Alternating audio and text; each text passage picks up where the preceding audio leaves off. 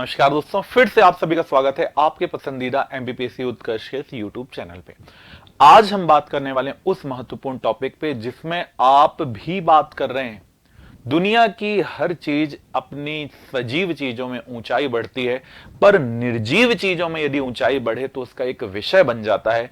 वैसे ही दुनिया की जो सबसे ऊंची चोटी है, जो है माउंट एवरेस्ट, और जो आसपास के क्षेत्र हैं हिमालय, इनकी ऊंचाई भी बढ़ रही है।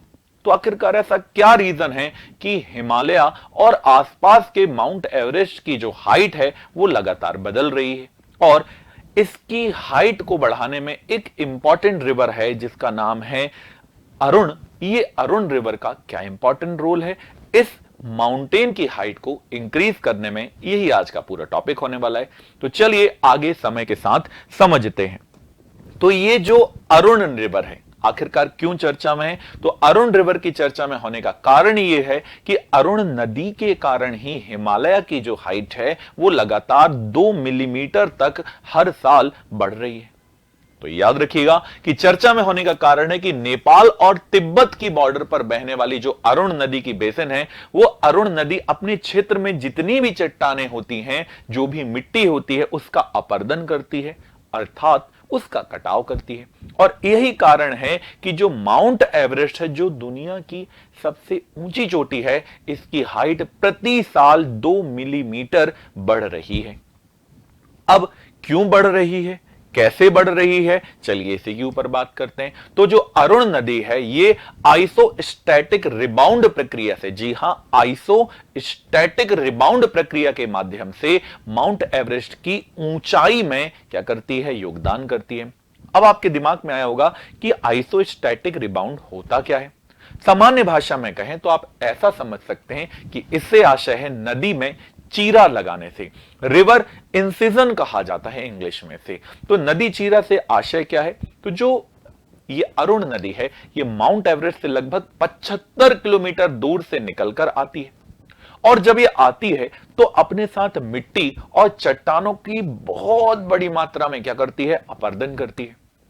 और इस अपरदन के कारण जो नदी का बेसिन है, जो नदी का तल है, उसकी पपड़ियों पर भार कम होने लगता है। सीधी सी बात है, जब ऊपर के भारी पदार्थ उससे हट जाएंगे तो यही चीज दिखाई देती है। यही तो कारण है कि जो यूसीएल द्वारा एक अध्ययन किया गया, इसमें अरुण नदी पर जो भारी भरकम पत्थर थे, जो अन्य सामग्रियां थी, जो इसको अपरदन ये नदी कर रही है, यही कारण है कि तिब्बत में अन्य स्थान की अपेक्षा यह नदी रिवर कैप्चरिंग भी करती है। अब इसमें पानी ज्यादा क्यों आ रहा है, क्योंकि इस अरुण नदी ने पुराने समय में किसी अन्य नदी का अपहरण किया है। अब नदी अपहरण क्या होता है, चलिए एक बार समझ लेते हैं कि मान लेते हैं यहां पर एक नदी ये बह रही है और दूसरी नदी ये बह रही है, परंतु किसी भूस्थितिक कारण से या भूगर्भीय कारण से ये जो ए नंबर की नदी है और ये बी नंबर की नदी है, यदि ए नंबर की नदी ही बी नंबर में मिल जाए तो बी नदी ने ए नदी का क्या कर लिया, अपहरण कर लिया, और इसे ही रिवर कैप्चरिंग कहा जाता है। तो यही माना गया है कि इस नदी में बड़ी मात्रा में जल भरा हुआ, जल की मात्रा बढ़ गई, जिससे इसके बड़े बड़े अवसाद जो कंकड़ पत्थर थे वो हट गए। इसके अलावा रिवर इंसिजिंग के नाम से ही इसे जाना जाता है, जहां नदी अपने तल के नीचे की ओर कटाव करती है और उसके मार्ग को क्या कर लेती है, वह अपने मार्ग को गहरा कर लेती है। तो जैसे जैसे नदी अपने मार्ग को गहरा करती है, सीधी सी बात है, अपने भारी पदार्थों को क्या करती है, वो अपने से दूर ले जा लेती है। इसके अलावा अरुण नदी आखिरकार कैसे कर रही है, तो यदि साइंटिस्ट बताते हैं कि ये जो अरुण नदी है, लगभग आज से 89,000 वर्ष पूर्व अरुण नदी कोसी नदी में विलीन हुई। तब कटाव में अपरदन तेजी से करने लगी, और यही कटाव का क्षेत्र समय के साथ भारी भरकम पदार्थों को नीचे ले जाने लगा। अब आइसोस्टैटिक रिबाउंड को एक बार और यदि मैं बोलूं, तो जब भूमि पर भार, अर्थात जो भी भारी पदार्थ है, जैसे कोई चट्टान है, कोई मिट्टी है, कोई बर्फ के कारण यदि कम हो रहा है या उनमें परिवर्तन हो रहा है, जिसके कारण से पृथ्वी की जो नीचे की पपड़ी है वो पपड़ी ऊपर आ रही है, यही प्रक्रिया आइसोस्टैटिक रिबाउंड कहलाती है। यह उसी प्रकार से है जैसे सोचो एक नाव है, आप ये ऐसा समझ लीजिएगा कि यहां पर एक क्या है, नाव है, और इस नाव में भारी भरकम पदार्थ उपस्थित हैं।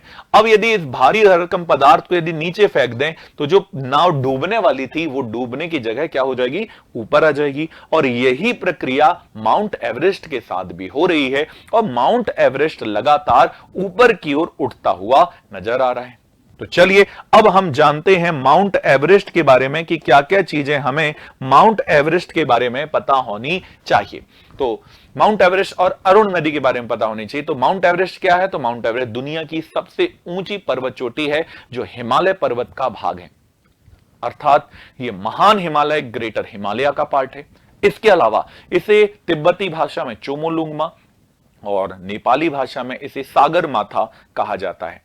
इसके अलावा यदि हम अरुण नदी की बात करें तो आप देख भी सकते हैं अरुण नदी कहां से निकलती है, तो तिब्बत चीन के स्वायत्त क्षेत्र से निकलती है। और जब ये निकलती है तब तिब्बत में जो जगह है इसका नाम है, देखिए तिब्बत में फुंगचू या बुमचू के नाम से इसे जाना जाता है। तो फुंगचू या बुमचू के नाम से इस नदी को तिब्बत चीन में जाना जाता है। जब ये नदी नेपाल में आती है तो नेपाल में त्रिवेणी घाट या तो कह सकते हैं सुनकोशी और तमूर नदी के साथ मिलकर सप्तकोशी नदी का निर्माण भी करती है।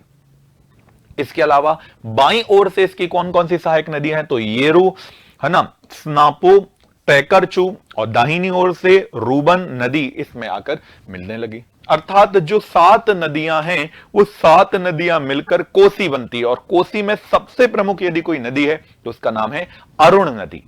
नेपाल की सीमा में जब अरुण नदी का समुद्र तल लगभग 3500 मीटर की ऊंचाई पर दिखाई भी देता है। इसके अलावा यह नदी कोशी नदी में जब मिलती है तो अब नेपाल में सप्तकोशी नदी प्रणाली का निर्माण करती है। और यह कोशी वही नदी है दोस्तों जो बिहार का शोक भी कहलाती है। इसके अलावा यदि मैं और जानकारी की आपसे बात करूं तो जो अरुण नदी है, अरुण नदी नेपाल में, जी हां, नेपाल की सबसे बड़ी ट्रांस हिमालयी नदी है, तो बहुत इंपॉर्टेंट हो जाती है। और इसका जो जल विज्ञान क्षेत्र है या इसका जो इकोसिस्टम है ये बहुत महत्वपूर्ण है वैज्ञानिकों के लिए भी। इसके अलावा सप्तकोशी प्रणाली में जल का लगभग 37% ये प्रदान करता है, जबकि सप्तकोशी प्रणाली, जबकि सूर्यकोशी कितने परसेंट योगदान देता है, तो ये 44% योगदान देता है। ये बहुत डिटेल की बात है। इसके अलावा जो अरुण 3 जल विद्युत परियोजना, ये लेटेस्ट में याद रखिएगा, अरुण 3 जो जल विद्युत परियोजना है इसमें से कितने मेगावाट, तो 900 मेगावाट सुरंग के माध्यम से क्या कर रहे हैं, ये बिजली का उत्पादन भी इसमें कर रहे हैं। अब ये कौन सी है, चलिए एक बार देख लेते हैं। ये आप जो देख रहे हैं यही है अरुण 3 जल विद्युत परियोजना।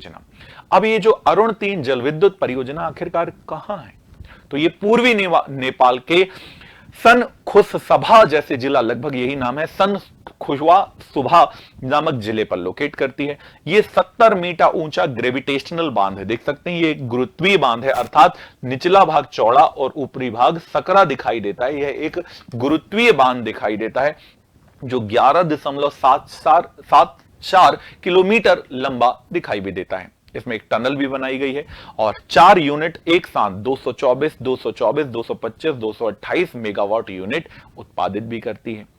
किस नदी पर किया गया है, तो अरुण नदी पर जो ये काम चल रहा है ये नाम सतलुज, जी हां, सतलुज जल विद्युत निगम इस पे काम कर रहा है। क्योंकि सतलुज जल विद्युत निगम के पास ये पुराना अनुभव भी दिखाई देता है। इसके अलावा जो सतलुज जल विद्युत निगम की मैंने बात कही, ये एक मिनी रत्न कंपनी है जो एक सार्वजनिक उपक्रम है। जी हां, एक मिनी रत्न कंपनी है और एक सार्वजनिक उपक्रम भी दिखाई देता है। इसकी स्थापना 24 मई 1988 को भारत सरकार ने हिमाचल प्रदेश के सरकार के साथ मिलकर की थी। क्योंकि जो आप जानते हैं सतलुज निगल पे भाखड़ा और नांगल बांध की भी उपस्थिति दिखाई देती है। और हिमाचल प्रदेश में भारत के सबसे बड़े 1500 मेगावाट नापता झाकड़ी हाइड्रो पावर जो स्टेशन है, नापता झाकड़ी बहुत इंपॉर्टेंट होता है, सतलुज नदी पर स्थित है, यह यही दिखाई भी देता है। तो यही था वो कारण जिसके बारे में आपको अरुण नदी के बारे में जानना था। तो हो सकता है कि इस बार एग्जाम में कोसी नदी आपके सामने आ जाए जिसे बिहार का शोक भी कहते हैं।